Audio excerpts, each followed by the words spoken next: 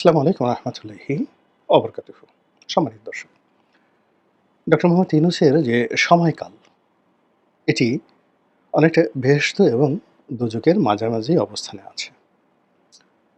একটি সরকারের যে টার্নিং পয়েন্ট থাকে, একটি সরকারের কর্মপন্থার যে ধারাবাহিকতা থাকে, কিংবা একটি সরকারের দুর্নাম এবং বদনামের যে একটা, যাকে বলা হয়, আলাদা আলাদা ব্যারোমিটার, প্যারামিটার বা প্যারাগ্রাফ থাকে। সব জায়গাতে একটা এবড়ো-থেবড়ো। অর্থাৎ ধরুন আপনি যদি একটা রেল লাইন সেটা সমান্তরালভাবে বইতে থাকে। কিন্তু প্রচণ্ড রৌদ্রে কিংবা অন্য কোনো তাপ এবং চাপে রেল লাইন যখন বাঁকা হয়ে যায়, তখন সেই পথে চলাচলকারী, মানে ট্রেন যারা আছে, ট্রেন এবং ট্রেনে যারা যাত্রী সকলের জন্য সেই রেলপথ মৃত্যুকূপ হয়ে পড়ে। এজন্য বলা হয়ে থাকে যে মাঝামাঝি কোনো জিনিস সবসময় ভয়ংকর হয়। আমাদের দেশে যারা আলেম ওলামা রয়েছেন তারা ওয়াজ করেন। বলা হয়ে থাকে যে যারা বেহেশতে যাবেন, তো তাদের জন্য এক ধরনের একটা ফয়সালা অনুভূতি, আর যারা দোজখে যাবেন তাদের জন্য এক ধরনের অনুভূতি, এবং তারা তাদের নির্মম এবং চূড়ান্ত পরিণতি জানার পর ওইভাবেই তার শরীর, মন, মানসিকতা ওইভাবে গড়ে উঠবে যে অনন্তকাল আমাকে জাহান্নামে থাকতে হবে। কিন্তু সমস্যা হবে তাদের, যারা বেহেশত এবং দোজখের মাঝামাঝি জায়গাতে থাকবেন। একদিকে বেহেশতের সেই সুবাতাস, সুগন্ধি, ভালো ভালো খাবার দাবার, হুর গেলমানদের আনাগোনা। আবার অন্যদিকে জাহান্নামের আর্তচিৎকার, লেলিহান শিখা। এসবের মধ্যে, এই দুটো দৃশ্যের মধ্যে যারা থাকবেন, তাদের জীবন এতটা দুর্বিষহ হয়ে পড়বে, তারা বারবার শুধু আল্লাহর দরবারে ফরিয়াদ করতে থাকবে যে, হে দয়াময়, আমাদেরকে রক্ষা করো, আমাদের এই পরিণতির একটা চূড়ান্ত ফয়সালা দাও। তো সেই দিক থেকে আমরা এই যে প্রবাদ বাক্য ব্যবহার করি, বেহেশত এবং দোজখের যে মাঝামাঝি, এটি যখন কোনো মানুষের জীবনে আসে, কোনো রাষ্ট্রের জীবনে আসে, কোনো ব্যক্তির জীবনে আসে, সমাজ সবাই তখন এরকম একটা ভয়ঙ্কর পরিস্থিতির মোকাবেলা করতে থাকে। দুর্ভাগ্যজনক হলেও সত্যি, বর্তমান সরকার এরকম একটা বেহেশত এবং দোজখের মাঝামাঝি জায়গাটা আছে। আমরা এক্সাক্টলি কেউ বলতে পারছি না। স্বয়ং ডক্টর মোহাম্মদ ইউনূস, কিংবা ধরুন একেবারে অজপাড়াগাঁয়ের একজন গ্রাম্য মসজিদের খতিব কিংবা মুয়াজ্জিন, কিংবা ধরুন বাংলাদেশের সবচেয়ে বড় শিল্পপতি, অথবা ফুটপাতের পাশে দাঁড়িয়ে যে লোকটি সিগারেট বিক্রি করছে বা পান বিড়ি বিক্রি করছে, সবাই বর্তমান সরকারের ব্যাপারে সুনির্দিষ্টভাবে কিছু বলতে পারবে না। কেউ হয়তো পক্ষে বলবে, কেউ হয়তো বিপক্ষে বলবে, কিন্তু একটি সরকার যখন থাকে, আওয়ামী লীগ বা বিএনপি বা অন্য যে কোনো রাজনৈতিক দল, তখন সেই সরকারকে কেন্দ্র করে একটা জনমত গড়ে ওঠে। সেই জনমতের ধারাবাহিকতা যেটা থাকে, সেটাই হলো সরকারের প্রাণশক্তি বা প্রাণভ্রমরা। তো সেই ক্ষেত্রে বর্তমান সরকারের কোনো জনমত নেই। সরকারের পক্ষে যারা আছে সব ভাষা উড়ন্ত জনমত। সকাল বিকাল পরিবর্তন হয়। সরকারের যে সমস্ত লোকজন আছেন, যারা সরকারের প্রশংসা করেন তারা ভাড়াটিয়া, আর যারা সরকারের বিরোধিতা করেন তারা সবাই ব্যক্তিগত স্বার্থ দ্বারা পরিচালিত। তো এই অবস্থাতে সরকার যে ক্রান্তিকাল মোকাবেলা করছে, সেই ক্রান্তিকালের মধ্যে সবচেয়ে বড় সমস্যাটা হলো বাংলাদেশের সঙ্গে দিল্লির বা ভারতের যে সম্পর্ক, স্মরণকালের সবচেয়ে খারাপ সম্পর্ক। সীমান্ত প্রায় বন্ধ, ব্যবসা-বাণিজ্য একেবারে তলানিতে নেমেছে, এবং বাংলাদেশের যে সকল আমদানি পণ্য আমরা ভারত থেকে আনি, সেখানে তারা একটার পর একটা বাধা তৈরি করে ফেলেছে। তো ভারত একটা বড় রাষ্ট্র। বাংলাদেশের মতো একটা রাষ্ট্রে তাদের যদি তারা এক্সপোর্ট না করে, তাদের কিছু আসে যায় না। বছরে হয়তো তারা $40 বিলিয়ন মতো এক্সপোর্ট করে বাংলাদেশে। তা আমাদের দেশে $40 বিলিয়ন বিরাট ব্যাপার। কিন্তু ভারতের জন্য এটা কোনো বিষয় নয়। এখন ভারত যদি এই $40 বিলিয়ন যে রপ্তানি পণ্য বাংলাদেশে রপ্তানি না করে, আমাদেরকে বিকল্পভাবে যদি চায়না থেকে আনতে হয়, অন্য কোনো দেশ থেকে আনতে হয়, এবং খরচ যদি $40 বিলিয়ন পরিবর্তে 50 বিলিয়ন হয়, 60 বিলিয়ন হয়, আমাদের কোমর ভেঙে যাবে, মেরুদণ্ড ভেঙে যাবে, এবং আমরা 1 বছর টিকে থাকতে পারবো না, এবং ঠিক সেই অবস্থাটা তৈরি হয়েছে। বিশেষ করে আমাদের যে শিল্পের কাঁচামাল, আমাদের ভোগ্য পণ্য এবং আমাদের দেশের যে কিছু মেশিনারিজ রয়েছে, এই বিষয়গুলো, তার সঙ্গে পর্যটন, তারপরে চিকিৎসা, সব ক্ষেত্রে ভারত যে এমবার্গো দিয়েছে তার ফলে আমাদের অনেক কিছু তছনছ হয়ে গিয়েছে। দ্বিতীয়ত যেটা আছে সেটা হলো বাংলাদেশ থেকে আমরা যে ভারতে রপ্তানি করি, শুল্কমুক্ত সুবিধায় রপ্তানি করি, সেখানেও রাজ্যের সব বাধা এবং বিঘ্ন তারা তৈরি করেছে। আমরা ভারতের অনেকগুলো বন্দরকে, বিমানবন্দরকে ট্রানজিট পোর্ট হিসেবে ব্যবহার করতাম।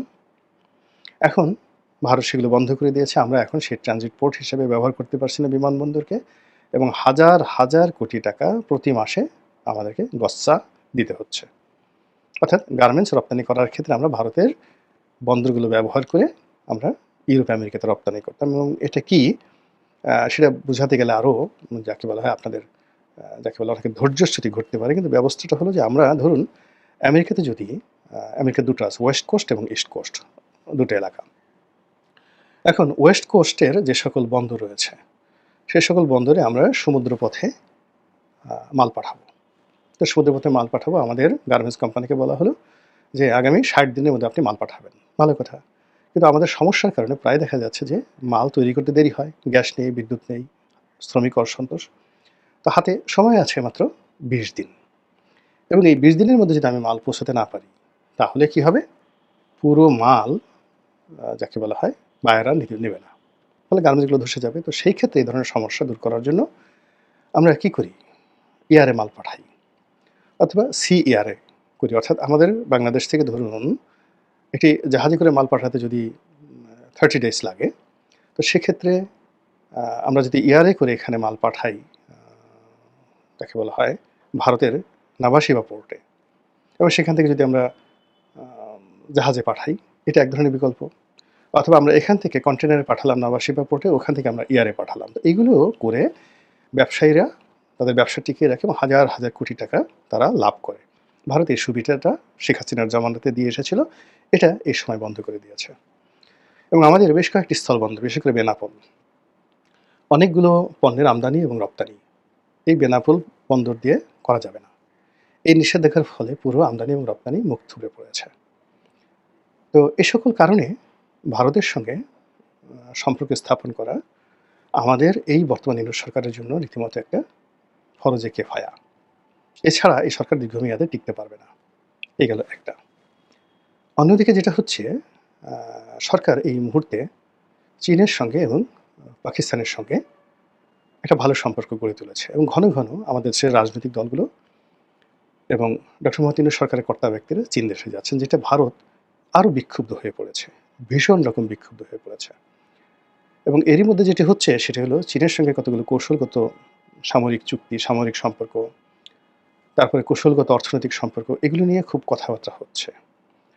যখন এ সকল বিষয়াদি নিয়ে কথাবার্তা হচ্ছে, ঠিক সেই সময়টিতে আমেরিকার যিনি পররাষ্ট্রমন্ত্রী, তিনি আমাদের ডক্টর মোহাম্মদ ইউনূসের সঙ্গে কথা বলেছেন, এবং সেই কথা বলার মধ্যে তিনি যে সকল বিষয় আলোচনা করেছেন, সেখানে আমাদের যে পাক ভারত উপমহাদেশে মার্কিন স্বার্থ দেখার জন্য একটা চুক্তি রয়েছে, ইন্দো প্যাসিফিক ট্রিটি, আর আরেকটা সংগঠন রয়েছে কোয়াড। তো শেখ হাসিনার পতনের মূল কারণ ছিল সেই ইন্দো প্যাসিফিক চুক্তিতে বাংলাদেশের অন্তর্ভুক্তি আর কোয়াডে সংযুক্তি, কোয়াডে অংশগ্রহণ করা। তো এই কাজটি শেখ হাসিনা করতে পারেনি মূলত চীনের কারণে। তো এখন এই যে আমেরিকা, সেই আমেরিকা আবার নতুন করে ডক্টর মোহাম্মদ ইউনূসকে চাপ দিচ্ছে কোয়াড এবং ইন্দো প্যাসিফিক নিয়ে।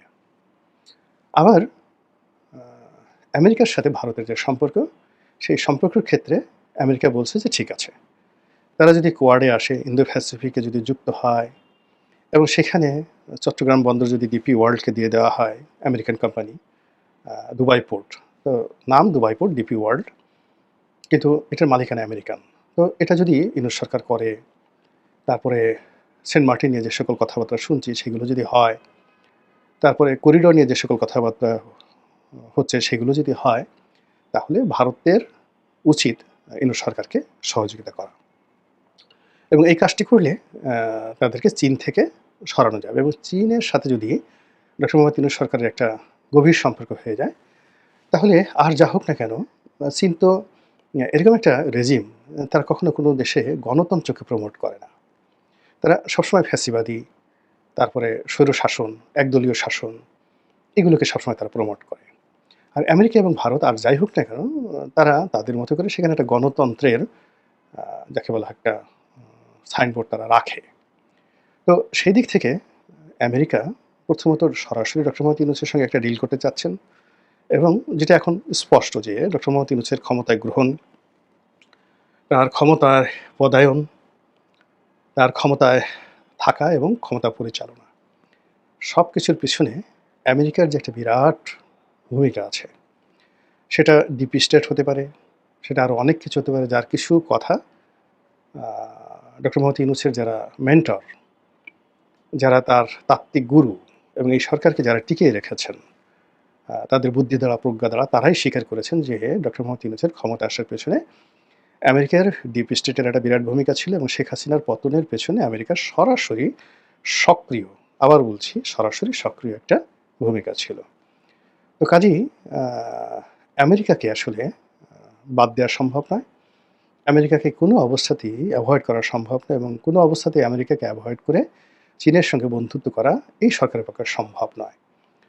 তাই যদি হয়, তাহলে এই চীনের সঙ্গে যা কিছু হচ্ছে সেটা রাজনৈতিক দল ডক্টর মোহাম্মদ ইউনূস তাদের জন্য একটা বুমেরাং হয়ে যাবে আগামী দিনগুলোতে। এবং আমরা লক্ষ্য করলাম যে ভারতের যে পররাষ্ট্র মন্ত্রণালয়ের যিনি মুখপাত্র এবং পররাষ্ট্র সচিব, তিনি বাংলাদেশের ব্যাপারে বেশ নরম কথা বলেছেন, একেবারে নজিরবিহীন। এবং বাংলাদেশের সঙ্গে আলোচনা করা, এবং বাংলাদেশ এবং ভারতের মধ্যে যে বিবাদমান সমস্যাগুলো রয়েছে, সেই সমস্যাগুলোর ব্যাপারে একটা ইতিবাচক সমাধানে পৌঁছানোর ব্যাপারে ইতিমধ্যে দিল্লি অনেকটা গ্রিন সিগন্যাল দিয়েছে।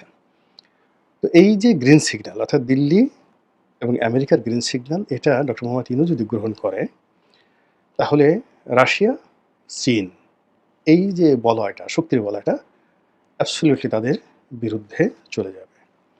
এই যে একটা উভয় সংকট, এই উভয় সংকটটাকে আমি প্রথম বলার চেষ্টা করেছি বেহেশত এবং দোজখের মাঝামাঝি। ভবিষ্যৎ সম্পর্কে মহান আল্লাহ ভালো জানেন, তার সিদ্ধান্তই চূড়ান্ত। তিনি যেন আমাদের এই দেশ, জাতি এবং কালকে রক্ষা করেন, হেফাজত করেন, এই দোয়া করছি। আসসালামু আলাইকুম রহমতুল্লাহি ওয়া বারাকাতুহু।